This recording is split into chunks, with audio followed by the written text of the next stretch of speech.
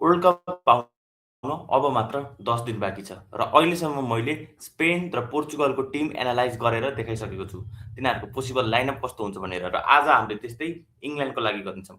England भनेको one of the most biggest country हो world कपमा र अहिलेसम्म इङ्ल्यान्डले एउटा मात्र वर्ल्ड कप जितेछ र धेरै वर्ष भइसक्यो इङ्ल्यान्डले कुनै एउटा इन्टरनेसनल ट्रफीमा राम्रो गरेको। त्यसै कारण यो वर्ल्ड कप इङ्ल्यान्डको लागि निकै महत्त्वपूर्ण बनियो। थोमस टुकल हो इङ्ल्यान्डको कोच र यो पालीको लागि थोमस टुकलले एकदमै निकै क्रुसियल डिसिजनहरू लिएको छ र म पहिला देखाउन चाहन्छु इङ्ल्यान्डको स्क्वाड कस्तो छ भनेर सबैले। इङ्ल्यान्डको स्क्वाड यस प्रकारको छ। जहाँ देख्न सक्नुहुन्छ तपाईँले इङ्ल्यान्डको स्क्वाड मैले स्क्रिनमा देखाइसकेको छु। गोलकिपर भनेको जोर्डन पिकफोर्ड, डीन हेन्डरसन र जेम्स ट्राफोर्ड। अब यसमध्येबाट स्टार्ट गर्ने सबभन्दा बढी पोसिबिलिटी जोर्डन पिकफोर्डको नि छ, नत्र जेम्स ट्राफोर्डलाई स्टार्ट गराए पनि केही ठुलो कुरो हुँदैन। त्यसपछि डिफेन्डरहरूको कुरा गर्नुपर्दा रिस जेम्स सधैँ छ, टोनी लिब्रेभेन्टो छ, निको ओराइली छ, स्पेन्स छ स्पर्सको, कोन्सा छ, मागोई छ, जोन स्टोन्स छ, क्वान्सा छ, ड्यान बन छ। मिडफिल्डरको कुरा गर्नुपर्दाखेरि डेक्लन राइस छ, एलियट एन्डरसन छ, जोर्डन हेन्डरसन छ, कोबी मेनु छ, जुड बेलिङ्गम छ, मोर्गन रेजस र एचेबेरी एजे छ। अब यसबाट निकै ठुला नामहरू जुन मिस भएका छन् तिनी हुन् Adam Wharton, Phil Foden, Cole Palmer, Morgan Gibbs White. यिनीहरू कोही पनि सेलेक्ट भएको छैनन्। यो एउटा निकै टफ डिसिजन हो थोमस टुकलको। अब अट्याकर्सको कुरा गर्नुपर्दा Bukayo Saka, Noni Madueke, Marcus Rashford, Anthony Gordon, Ivan Toney, Harry Kane, Ollie Watkins यिनीहरू सबै इङ्ल्यान्डको अट्याकिङ अप्सन भयो।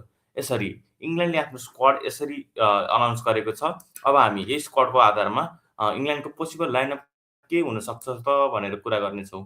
त्यसको लागि म पहिला स्क्रिन सेयर गर्छु ट्याबको। निकालौँ हामीले हटमाउथ लाइनअप बिल्डर र त्यति बेलासम्म यदि तपाईँ भिडियोमा नयाँ हुनुहुन्छ भने च्यानलमा कृपया च्यानललाई सब्स्क्राइब गरिदिनु होला र यो भिडियोलाई लाइक पनि गरिदिनु होला। हामी वर्ल्ड कपको हरेक गेमको वाच अलोङ लाइभ लिएर आउनेछौँ।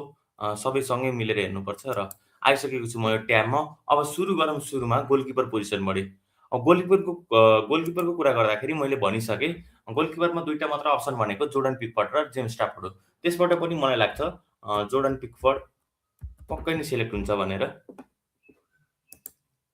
ओके, जोर्डन पिकफोर्ड हामीले आफ्नो पहिलो प्लेयर चुज गरिहाल्यौँ। त्यसपछि अब डिफेन्सबाट सुरु गरौँ। डिफेन्डरको कुरा गर्दाखेरि लेफ्ट ब्याकमा खेलाउनको लागि टुकलसँग धेरै अप्सन छ। लिब्रामेन्टो छ, स्पेन्स छ, निको ओराइली छ। तर मलाई जहाँसम्म लाग्छ थोमस टुकलले पक्कै निको ओराइलीलाई नै खेलाउनुपर्छ, किनकि Nico O'Reilly has been one of the best left back in this season. Man सिटीको लागि निकै राम्रो गरेको छ। Young player of the season हो प्रिमियर लिगको। म्यान सिटीको प्लेयर अफ द सिजन हो। त्यसै कारण I think Nico O'Reilly deserve his flowers र इङ्ल्यान्डको लागि स्टार्ट गर्न ओराइलीले डिजर्भ गर्छ भन्ने मलाई लाग्छ। निको ओराइली मात्र छ जस्तो नाम।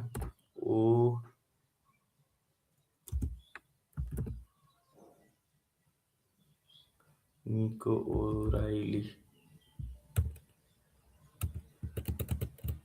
के नाम राख्यो खानु होला अब तिनीहरूको। निको ओराइली आयो। लेफ्ट ब्याक पोजिसन सर्ट भयो। अब डिफेन्सको कुरा गर्नुपर्दाखेरि मैले भनिसकेँ डिफेन्सको पनि धेरै अप्सन छ इङ्ल्यान्डसँग।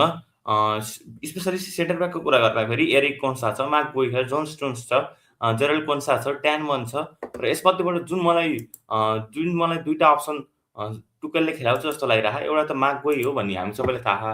मार्क गोई will definitely start.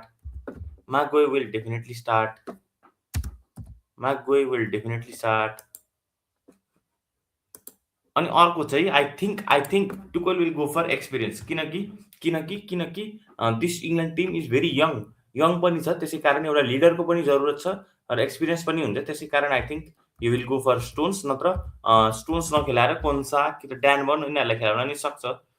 That might happen. तर मलाई लाग्छ कि you will go for Stones. So दुइटै म्यान सिटीको डिफेन्डरहरू फिचर हुन सक्छन् स्टार्टिङ 11मा।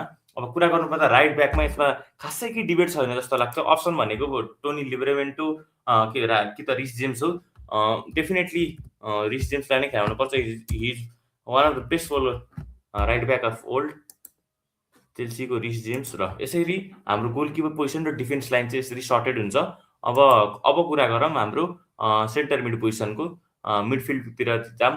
मिडफिल्डको कुरा गर्नुपर्दाखेरि मैले अघि नै देखाइसकेँ अप्सन भनेको डेक्लन राइस, एलियट एन्डरसन, म देखाइदिन्छु तपाईँलाई है। मिडफिल्डको अप्सन भनेको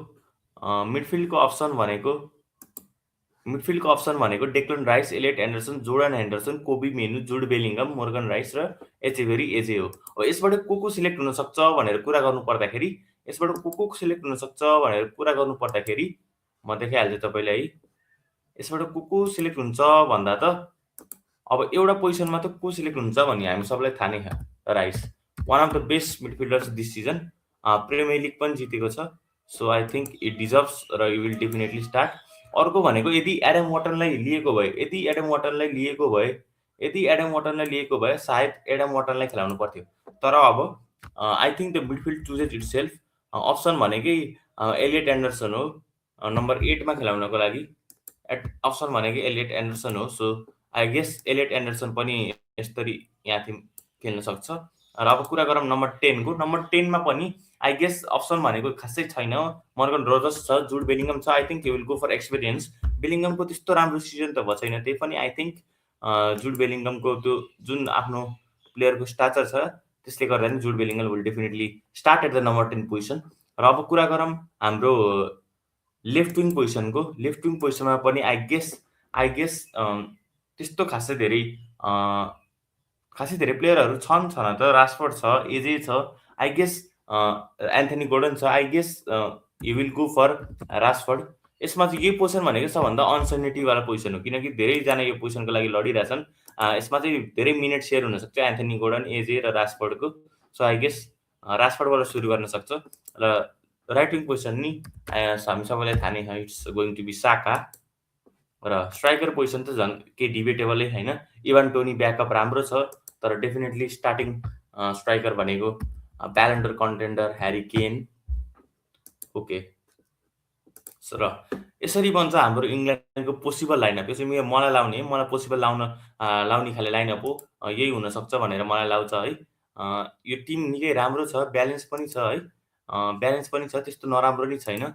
सबै पोजिसनको कुरा गर्नुपर्दाखेरि गोलकिपर ठिकै छ, पिकफोर्ड राम्रै किपर हो। डिफेन्स यङ छ, एक्सपिरियन्स पनि छ।